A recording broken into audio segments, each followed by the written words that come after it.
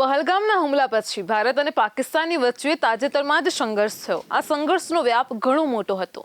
પાકિસ્તાનને અડતી જમ્મુ કાશ્મીર, હિમાચલ, હરિયાણા, પંજાબ, રાજસ્થાન અને ગુજરાત સુધીની સરહદ પર તેની અસર વર્તાઈ હતી. આમાં સંઘર્ષ 1999માં થયેલા કારગિલ યુદ્ધ કરતાં પણ મોટો હતો.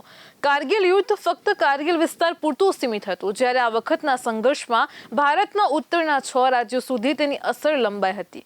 ભારતે હુમલા પછી ઓપરેશન સિંદૂર હાથ ધર્યું હતું અને કદાચ બંને દેશ પૂર્ણ કક્ષાના યુદ્ધની ઘણા નજીક પહોંચી ગયા હતા. લાંબા સમય પછી બંને દેશ વચ્ચે સ્થિતિ આટલી હદ સુધી વણસી હતી. જો બંને દેશોની નેતાગીરીએ સમયસર બ્રેક લગાવી ન હોત તો એક પૂર્ણ કક્ષાનો યુદ્ધ નિશ્ચિત હતો. દરેક સંઘર્ષ કોઈને કોઈ તો પદાર્થ પાઠ શીખવાડે છે. ભારત આ સંઘર્ષમાંથી પદાર્થ પાઠ શીખ્યું તે એ હતું કે સિવિલ ડિફેન્સની તાતી જરૂરિયાત ભારતમાં છે. ભારતનું લશ્કર તો યુદ્ધ માટે તૈયાર જ હતું, પરંતુ નાગરિકોને યુદ્ધના સમયમાં શું કરવું તેની કશી જ ખબર ન હતી. અને તેમાં પણ ખાસ કરીને પાકિસ્તાન સાથે સરહદ ધરાવતા કે કોઈ પણ દેશ સાથે સરહદ ધરાવતા રાજ્યોમાં સિવિલ ડિફેન્સની તાલીમ એક મહત્વની જરૂરિયાત જણાઈ આવી છે.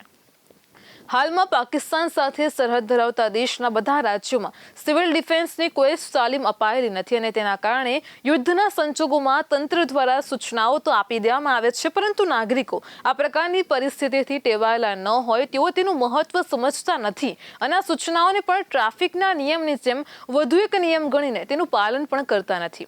પાકિસ્તાન સાથેના સંઘર્ષ વખતે ગુજરાતના સરહદી વિસ્તારોમાં રાતના સમય માટે બ્લેકઆઉટની જાહેરાત કરાઈ હતી. આ સમયે જોઈ શકાય કે કેટલાય વિસ્તારો અને સોસાયટીઓમાં જાણે કશું જ થયું ન હોય તેમાં નિયમનું ધરાર પાલન કરવામાં ન આવ્યું હતું. તેઓ તેમનું દૈનિક જીવન રાબેતા મુજબ જ જીવી રહ્યા હતા. તેમને બ્લેકઆઉટ કેમ કરવામાં આવે છે તેની બાબત અંગે કોઈ જ સમજ ન હતી.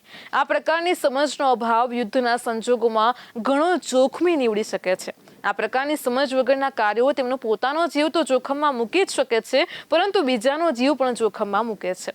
તેથી સિવિલ ડિફેન્સની તાલીમ આપવામાં આવે તો આ પ્રકારની કટોકટીની સ્થિતિમાં નાગરિકોને કમસે કમ કઈ રીતે રહેવું તેની સમજ પણ આવી શકે છે. સરકાર આ માટે નેશનલ કેડેટ કોર્પ્સની પણ મદદ લઈ શકે છે. એનસીસીની તાલીમ એ યુદ્ધ સમયે ઘણી ઉપયોગી નીવડી શકે છે. આજે ભારતીય પ્રજાની સ્થિતિ એકદમ વિપરીત છે. એક બાજુએ તાલીમબદ્ધ લશ્કર છે તો બીજી બાજુએ તેનાથી પણ વધારે તાલીમવિહીન લોકો છે, જે તાલીમ તો કદાચ ભૂલી જઈએ પણ યુદ્ધના સંજોગોમાં આપવામાં આવતી સૂચનાઓને સમજવાની અને તેની ગંભીરતાને સમજવાની ક્ષમતા પણ ધરાવતા નથી. કદાચ વર્તમાન પેઢીએ બ્લેકઆઉટ શબ્દ પહેલી વખત સાંભળ્યો હશે અને તેઓએ લાઇટ જાય ત્યારે જ બ્લેકઆઉટ લાગતું હશે, એટલે તેઓ બ્લેકઆઉટને લાઇટ જાય તે સમયની જ સ્થિતિ સમજતા હશે. સરહદ પારથી મિસાઇલ અને મોટારના ગોળા તથા ગોળીબારની સ્થિતિ એ તેમની સામાન્ય સમજની બહાર હશે. વાસ્તવમાં સરહદી રાજ્યો અને તેની પ્રજાની સ્થિતિ તો બીજા રાજ્ય કરતાં પણ વધારે હોય છે, જ્યારે દુશ્મનોની નજરમાં પણ ટાર્ગેટ પર આ જ રાજ્યો પહેલા હોય છે. યુદ્ધ આજે વધુ ને વધુ હાઈટેક બની રહ્યું છે અને ત્યારે ફક્ત લશ્કર જ નહીં તો તેનો સામનો કરવા માટે પ્રજા પણ તાલીમ પામેલી હોય તે જરૂરી છે. સિવિલ ડિફેન્સમાં અને ધ્યાનમાં રાખીને શારીરિક ક્ષમતાની સાથે માનસિક ક્ષમતા કેળવવા પર પણ ભાર આપવો જોઈએ. તેની સાથે પ્રોપેગેન્ડાનો સામનો કેવી રીતે કરવો જોઈએ તથા પ્રોપેગેન્ડા પર કઈ રીતે પ્રહાર કરવો જોઈએ તેની તાલીમ પણ એટલી જ જરૂરી છે. સત્તાને અરીસો બતાવવાના પ્રયત્નમાં ક્યાંક દુશ્મનનો હાથો ન બની જવાય તેનું પણ ધ્યાન રાખવું જોઈએ. સિવિલ ડિફેન્સમાં શારીરિક અને માનસિક ક્ષમતાની સાથે બેઝિક લેવલના સાયબર હુમલાની તાલીમનો પણ સમાવેશ કરી શકાય. આજે જો 100 કરોડથી પણ વધારે ભારતીયો મોબાઈલનો ઉપયોગ કરતા હોય તો દરેક ભારતીય સાયબર વોરફેર સામે સજ્જ રહેવું જોઈએ. તે તેની ફરજ પણ છે. આ વસ્તુ કદાચ મોટાઓને શીખવાડવાની અઘરી હોય તો કદાચ શાળાકીય સ્તરથી જ સિવિલ ડિફેન્સનો એક અભ્યાસક્રમ ફરજિયાત ધોરણે દાખલ કરવો જોઈએ. તેમાં ફિઝિકલ ફિટનેસથી લઈને mental fitness, electronic warfare, cyber warfare, propaganda war બધાનો સમાવેશ કરવો જોઈએ. તાજેતરમાં જ પાકિસ્તાન સાથેના સંઘર્ષમાં જ આપણે સિવિલ ડિફેન્સની જરૂરિયાત સમજાઈ ગઈ. આજે સરહદેથી દેશમાં આવેલા ઘૂસણખોરોને પકડવો ફક્ત તંત્રની જવાબદારી નથી, આપણે પણ તેમાં હિસ્સેદાર થવું જોઈએ.